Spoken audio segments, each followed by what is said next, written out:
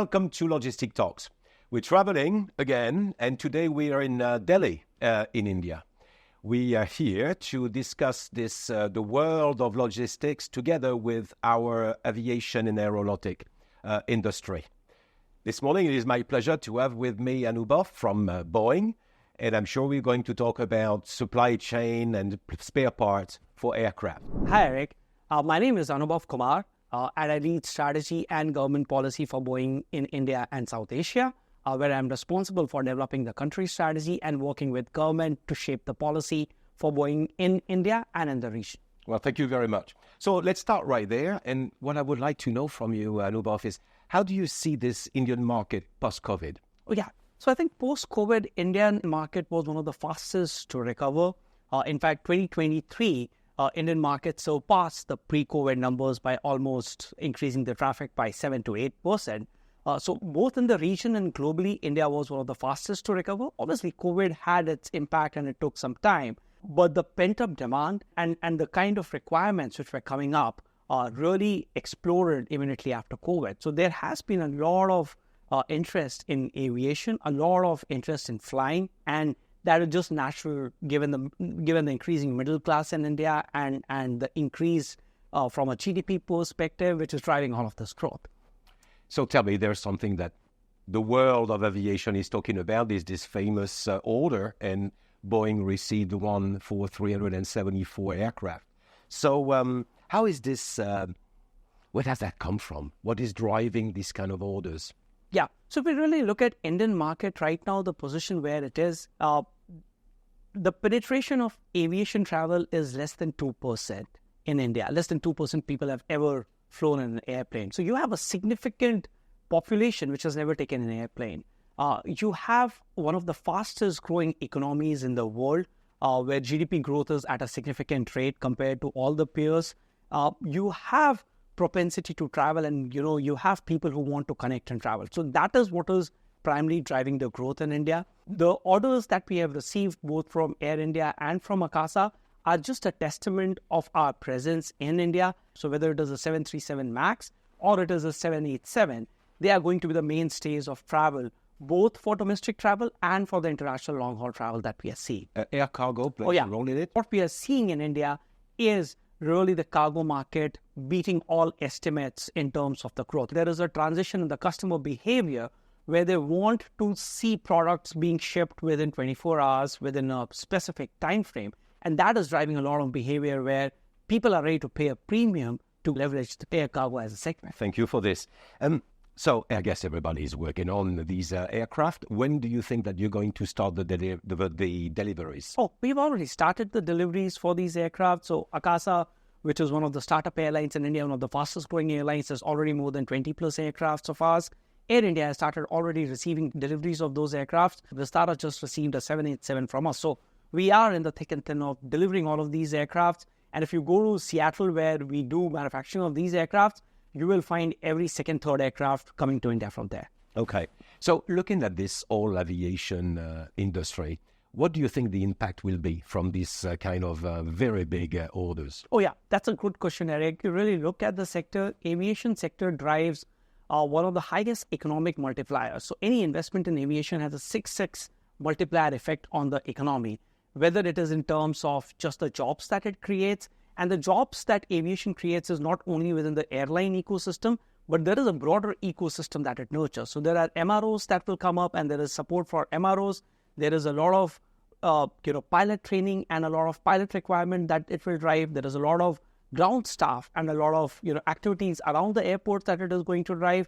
So aviation in general has a significant multiplier effect on employment. And you would see that from an India perspective, that in the last 5 years, the number of airports have almost doubled in India. So you see all of that coming together, and hence we believe that there is going to be a significant impact on the aviation ecosystem and the economic impact that it has on the people. It's funny you mentioned about the airports, because I was about to ask you about the infrastructure. Do you think it will be ready when all these aircraft are flying over India? Yeah, I think we are just going through that curve of expansion of infrastructure. What India did not have was a dual airport system. For example, Delhi had just one airport. Now there is another airport which is coming up, which is at Jewar, within a vicinity of 60-70 kilometers. So that concept is which is slightly new to India. But these dual airports in major metros where there is a lot of congestion are going to help. So you have a double airport coming up in Delhi NCR, you have one coming up in Mumbai, you already have a dual airport in Goa. So that is going to drive the infrastructure. How do you guys look at this Indian market for the next 5-10 years? We see India at an inflection point from a country perspective. It is going to be a major economic superpower just in terms of the organic growth that it is going to have. What we see from an aviation perspective is India right now operates close to 700 aircrafts. What we are seeing is India will double this number of aircrafts in the next 6 to 7 years. That's the kind of explosion in growth that we are seeing. We are seeing a lot of both narrow body and wide body aircrafts coming into the country. There is a lot of demand for long haul travel, direct point to point connectivity, and those are some of the trends that we are going to see. On the domestic side, we are seeing a lot of regional airports, smaller airports coming up, connecting to the tier 2, tier 3 cities. That is going to drive a lot of domestic demand. So we see an increase in fleet, we see an increased infrastructure, and we see more and more people coming out with a higher propensity to spend for aviation travel. All right. Well, thank you very much for this. So tell me, Boeing has been in this market for a while now. How did you see your supply chain evolve over time? Supply chain, again, has been one of the pillars of growth from a Boeing perspective. When we started, I think, our sourcing from India was relatively smaller numbers with very smaller number of suppliers. And we are really supplying relatively simpler parts, really simpler parts from a aviation supply chain perspective. What we have seen more so in the last 5-6 years is a rapid growth of India in not only being as one of the most reliable and the resilient supply chains that supports the aviation ecosystem, but also there has been a significant growth in terms of the complexity of parts that we are sourcing from India. So just in terms of number of suppliers, we have more than 300 plus suppliers in India from whom we are sourcing upwards of $1 billion for our aviation ecosystem. Interestingly, out of those 300 suppliers, more than 25% are MSMEs, which is smaller and mid-sector companies, whom we are kind of hand-holding to get them through the curve, and they would become large suppliers of Boeing. And as global supply chain faces a lot of turbulence, a lot of uncertainty, India remains as one node which is a resilient supply chain and a trusted partner for the aviation system, and more so for us as a preferred OEM for all the supplier partners that we have. Wow, that's interesting. Tell me today, what would you say is your main logistic challenge? Yeah, I think the key logistics challenge that we primarily see is a bit of regulatory hurdles. But I think the pace at which India wants to become a large exporting nation, there are a lot of still reforms that could help further speeding up this process. A lot of reforms on digitization of the custom duty side, a lot of reforms on the taxation side that can be really streamlined and faster.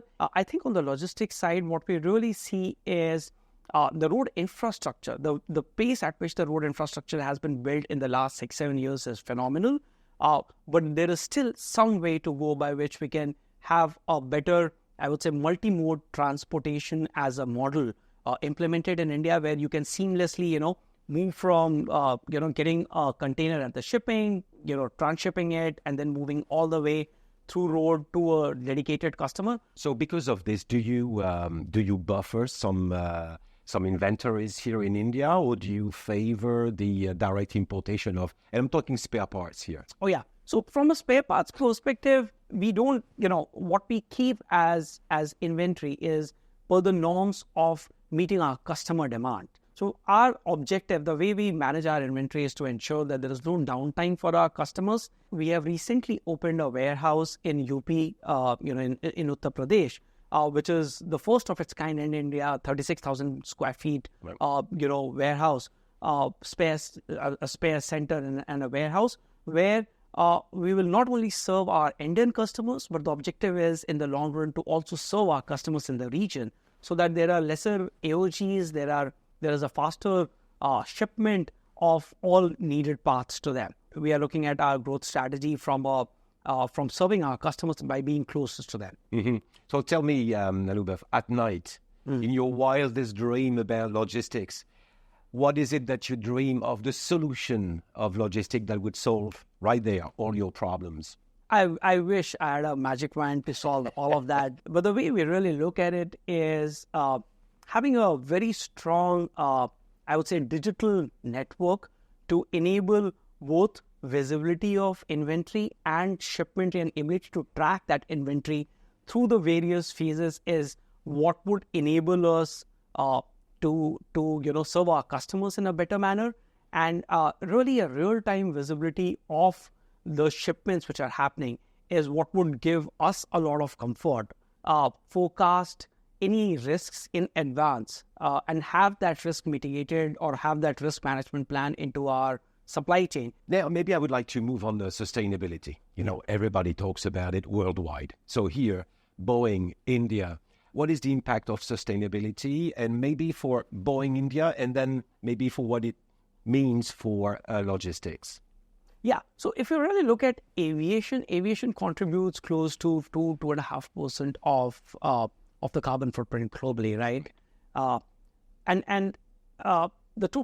The way we look at it, we have 4 pillars of addressing sustainability. I think one of the key pillars that we have is really fleet renewal. So, for example, if someone is upgrading from an NG to a MAX aircraft, there is an inbuilt efficiency that goes into reduction of the fuel. The second pillar that we really use is operational efficiency, which is where we work with our customers to see how they can optimize a lot of fuel. And then we have SAF, which is sustainable aviation fuel. We are one of the big proponents of SAF, and we see that SAF is going to be really one of the big pillars of decarbonization. But we really partner within India with a lot of other ecosystem players, which is someone like an Indian Institute of Petroleum, where we are supporting them develop indigenous SAF, and we are supporting them through the certification process. The other key element is just in terms of our practices that we use within supply chain, which is to use reusable pallets, use a lot of eco-friendly packaging, and also work with our suppliers on a closed supply chain loop. To tell us, from your standpoint, what do you see the key trends which are emerging in India? What are they? So one we are seeing is emergence of regional travel and people using aviation for regional travel. So there has been a government scheme by the name of UDAN, which helps regional connectivity, and there is a subsidization that government does. So we are seeing people from tier 2, tier 3 use aircrafts for travel more than train and buses, which was a traditional way. So the second trend that we are really seeing is, and that's again a long term, but we see that short haul mobility will be another area where there will be a lot of traction over a period of time. If you're traveling in Bangalore, from the Bangalore airport to the city, it takes you almost 2 hours in an Uber.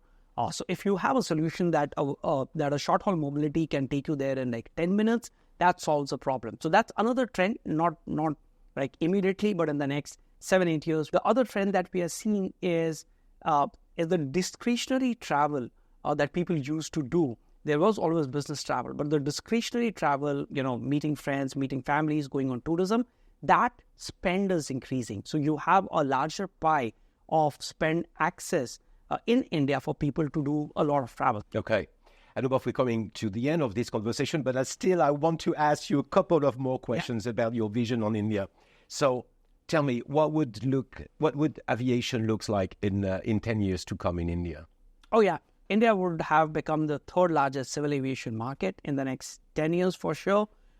India would have close to, double the fleet what it is right now.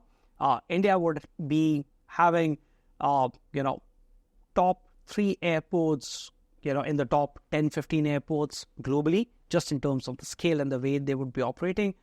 India would have, almost tripled the number of passengers who are traveling right now. just in terms of the number of people who would be, traveling in an aircraft, India would have become the third largest economy globally. So, we see all of that shaping up in the next decade. And that decade is, the next decade is really for India, to leapfrog and become one of those largest civil aviation hubs. Mm-hmm. And we would see also a lot of point-to-point connectivity in India. So, India to North America, a direct connectivity. That's something that we are really seeing from a long-haul movement perspective to come up. Do you believe that India could become a hub, or an airport could become a hub like we see in Dubai, in Doha? Yeah. So India from a geographic location perspective is ideally located both from an east and from a west perspective. So it always had that geographic location advantage. There are two additional advantages that India brings in the next 10 years, if we are talking about from a future growth perspective. Unlike a Doha or a Singapore, which does not have a very strong domestic market, right? They are really hubs because they are transshipment and people are, using that as hubs which are moving from one place. India has a very, very strong domestic and a resilient market, right? So you will see a lot of people gravitating towards using aviation as the mode of transport, and hence that will really drive a lot of fleet and a lot of type of fleet. The other element that we really see is, if you really look at the travel trends from an India perspective, there are a lot of people who are traveling to Europe, to North America, and they're using the other hubs for travel. If I get a direct-to-direct connectivity from here to, places like Seattle and other, I would love to take that. And that is a trend that we see with long-haul mobility, with our 787, with the 777X, which is the next generation of wide-body aircrafts, really facilitating that sort of a travel, really making travel seamless for a lot of Indians, where, from Delhi, you directly go to a place. And then that becomes a regional hub. So we feel that India is well positioned, both in terms of infrastructure, in terms of fleet, and in terms of growth forecast, to become a strong regional hub. Wow. Hey, this is simply fascinating. We're really coming to the end of this conversation. I really wanted to thank you for your time this morning, for sharing so much about this fascinating market that India is. And I wish you all the best, and I wish Boeing India all the best. So thank you again, Manubhav. Thank you very much. Thank you.